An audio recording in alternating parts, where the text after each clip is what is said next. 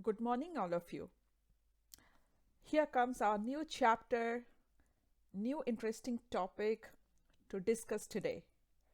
Are you all excited? Today we are going to discuss about deficit spending and public debt. Welcome to the lecture.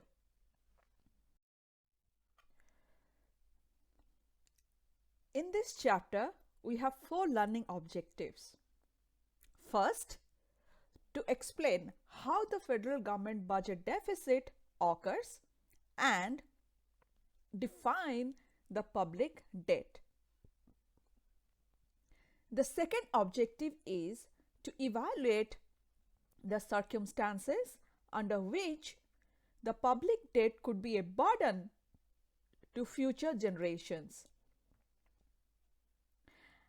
The third objective is to analyze the macroeconomic effects of government budget deficits. The fourth objective is to describe the possible ways to reduce the government budget deficit. We'll discuss each objective one by one. And if you have any questions, any of your ideas, any of your thoughts, you can share that on this topic in different sections like the Google Doc that I have shared with you. You can ask question over there. You can also post your views on the discussion board, and if you want, you can also post any new articles on this topic at tweet section. Feel free to contact me for any questions or any clarifications you need on this chapter.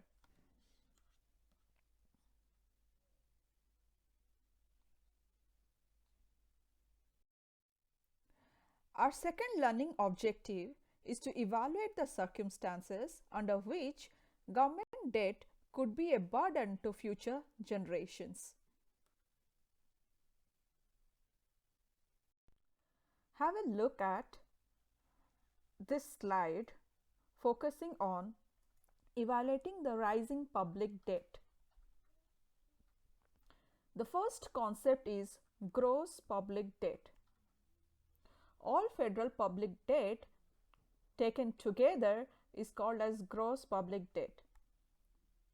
We arrive at the net public debt when we subtract from the gross public debt the portion that is held by the government agencies.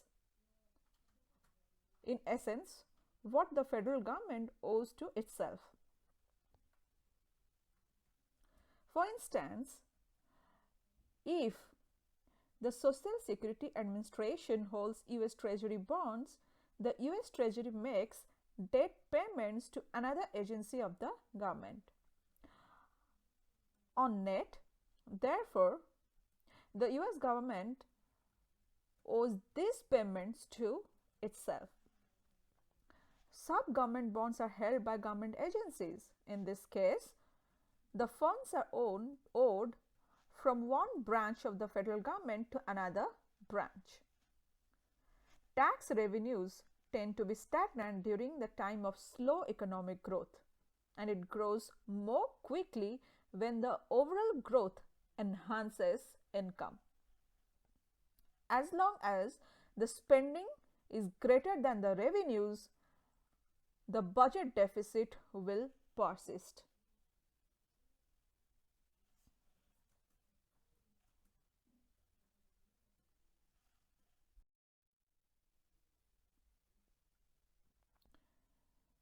So this is the timeline during the World War II when the public debt grew dramatically. It fell until 1970s, started rising in 1980s, declined more in 1990, has been recently increasing again.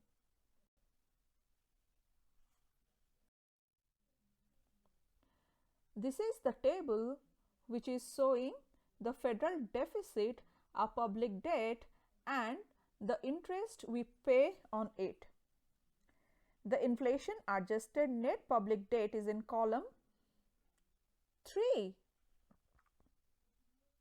which is defined as the total federal debt excluding all the loans between the federal government agencies. Per capita net public debt is shown in column 4 is obtained by dividing the net public debt by the population.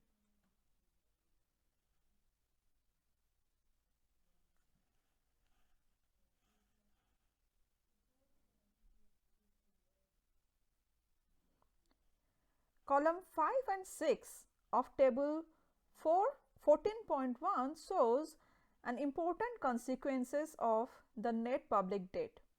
This is the interest that the government must pay to those who holds that bond it has issued to finance the public budget deficits. Those interest payments started rising around 1975 and then declined into the middle of the decade of the century. Deficits has recently been higher. Interest payment, which is expressed as the GDP, will rise in years to come. If US residents were the sole owners of the government debt or public debt, the interest payment on this net public debt would go to US residents. In this situation, we would owe the debt to ourselves, with most people being taxed so that the government could pay interest to others.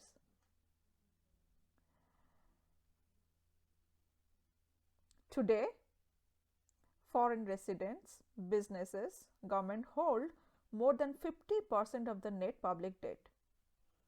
Thus, we do not owe the debt just to ourselves.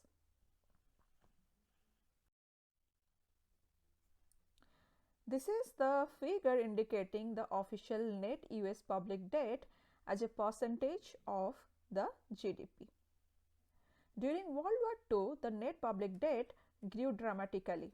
After the war, it fell until 1970s and started rising in the 1980s and then declined in 1990s. It has increased significantly. There are different aspects in evaluating the rising public debt. First is deficit spending. Deficit spending is when you spend more than you earn. Government leaders use it to boost growth and stay in office, but it adds to the debt because funds are raised by borrowing rather than from taxation. The next aspect is interest rate rise.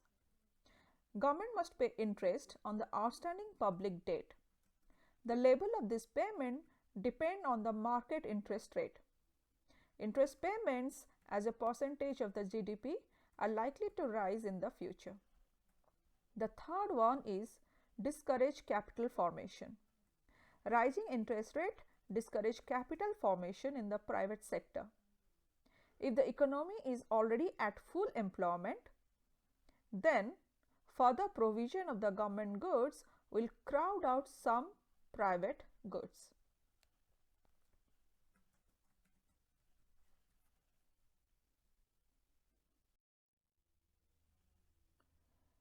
I want to highlight one of the important topic, that is the burdens of public debt. Do the current budget deficits and accumulating public debt create social burdens? One perspective on this question consider possible burdens for future generations. Another focuses on transfers from US residents to residents of other nations. How today's budget deficit might burden future generation. If the federal government wishes to purchase goods and services valued at $300 billion, it can finance this expenditure by raising the taxes by $300 billion or by selling $300 billion in bonds. Many economists, they prefer the second option.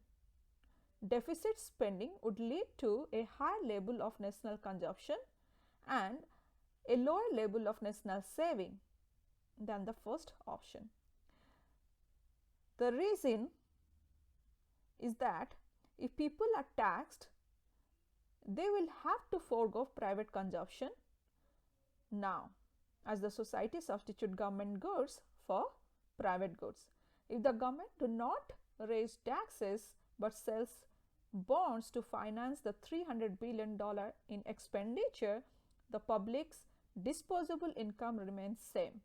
Members of the public have merely shifted the allocation of assets to include $300 billion in additional government bonds.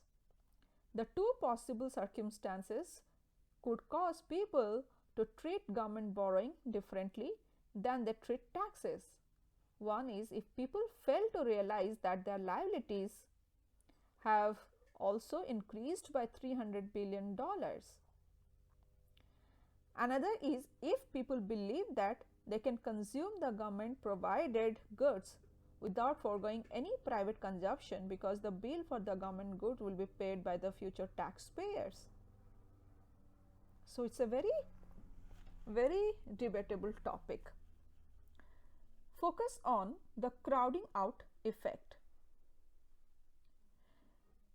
Crowding out may place a burden on future generations.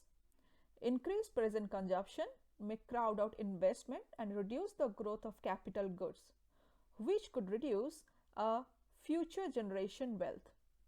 Taxes may have to be increased, imposing higher taxes on future generation, which would help to retard the debt.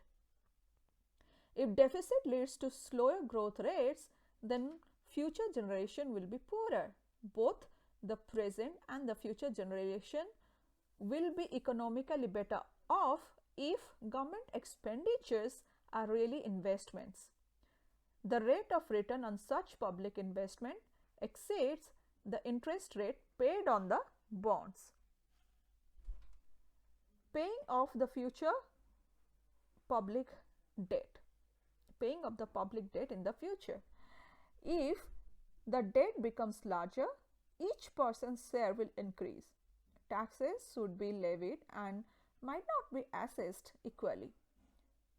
So, a special tax could be levied depending on person's ability to pay.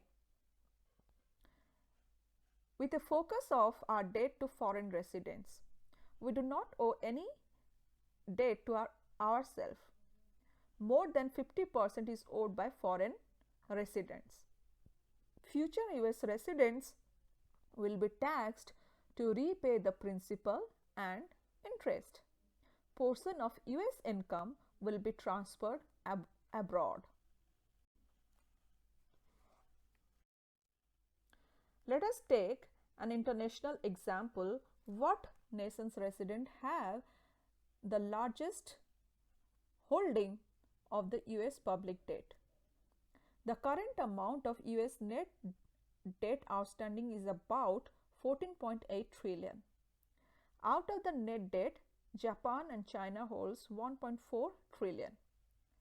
This means close to 1/5 of the US net public debt comes from the public residing in these two Asian nations.